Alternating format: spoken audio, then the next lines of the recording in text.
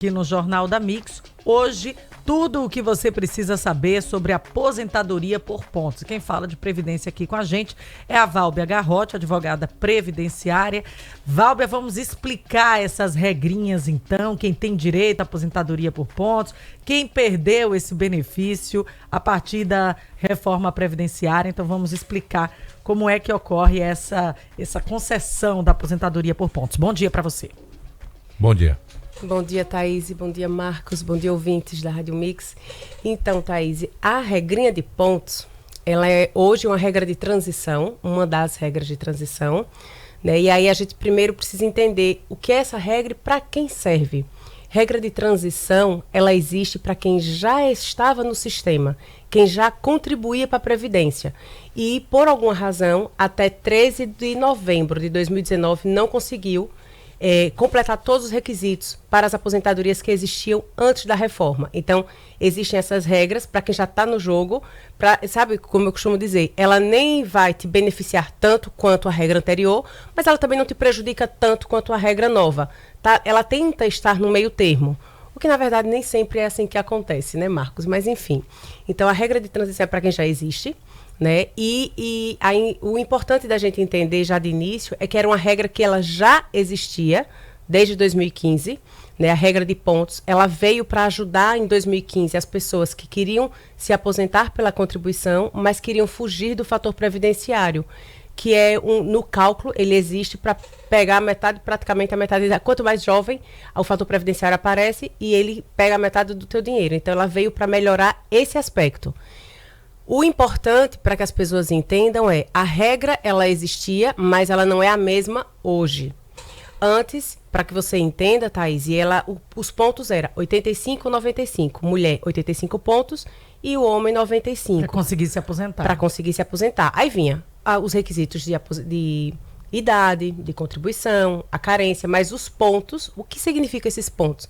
É o somatório. Então, você tem que ter o requisito preenchido de idade, tem que ter o requisito preenchido de contribuição, mas, somando, tinha que formar 85 pontos ou 95 pontos. E isso aumentava a cada 3 anos. Então, a regra de transição, o nome é por pontos, mas não é a mesma, Marcos. Por quê? Porque todo ano aumenta esse ponto. Então, hoje, nós estamos com 91 pontos para mulher e 101 pontos para homem.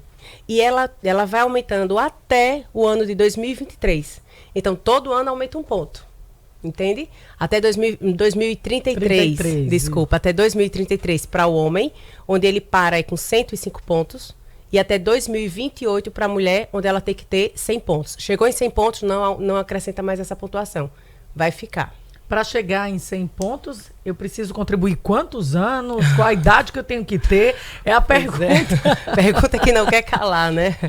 Hoje, vamos começar pensando em hoje para você entender os 100 pontos. Acho que era a pergunta que o Marcos ia fazer.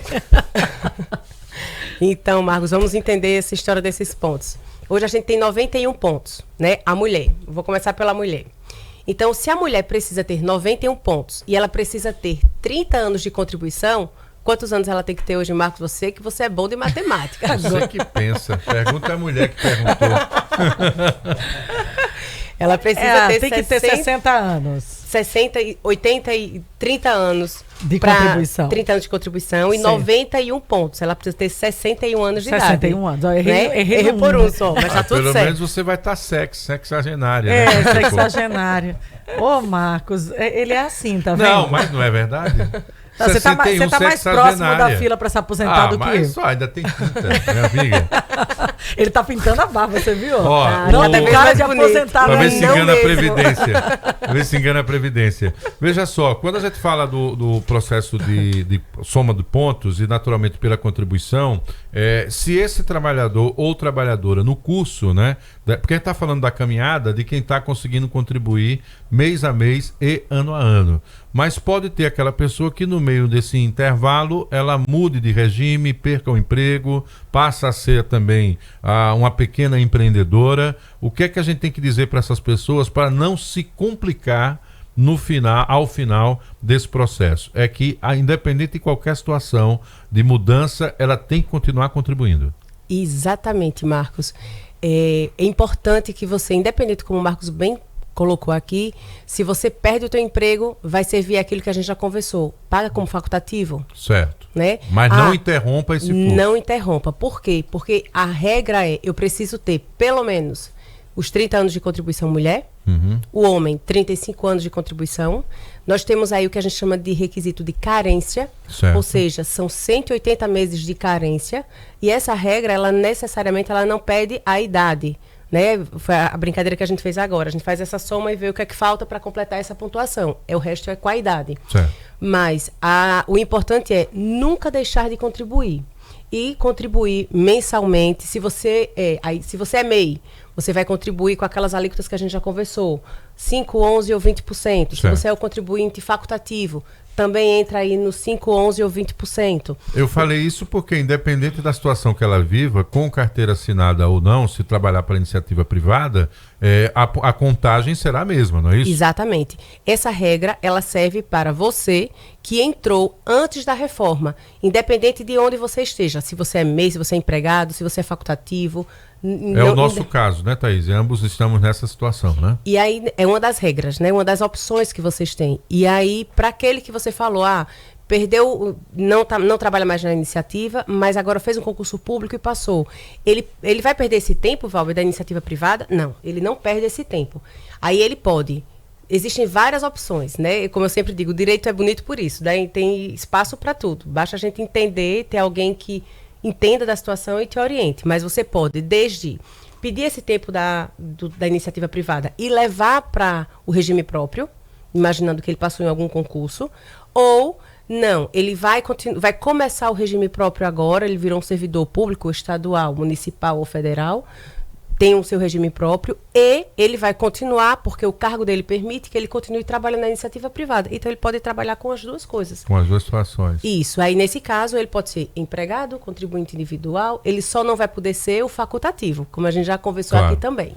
Isso não pode ser interrompido. É importante que se entenda que cada caso é um caso, depende muito da sua idade, quando houve a reforma previdenciária, em que regras de transição você entra.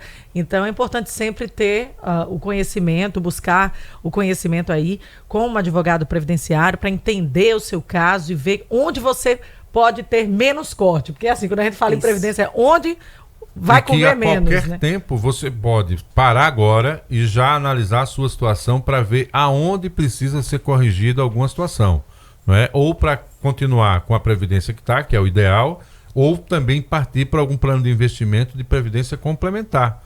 Porque as pessoas, quando projetam o futuro, a partir do que é o teto, se a meta é o teto, se a meta é dentro da realidade, você tem que ver o que é essa perspectiva de futuro. Não planejar é que é o problema. E é por isso que eu me preocupo, porque tem muita gente tentando fazer alguns tipos de trabalho onde ela considera que ela ganha mais porque não tira o desconto para a Previdência. Resolve um problema do presente, por outro lado atrapalha o planejamento para o futuro. É isso que tem ocorrido também, né, Valber? Exatamente, Marcos. E assim, é importante isso que você falou do planejamento, porque você planejando hoje o teu futuro, você sabe basicamente o que é que vai acontecer lá na frente, como você bem falou. Eu quero receber pelo teto do INSS.